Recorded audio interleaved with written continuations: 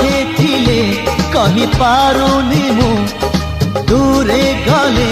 रही पारुनी मु तो लागी 16 बयसी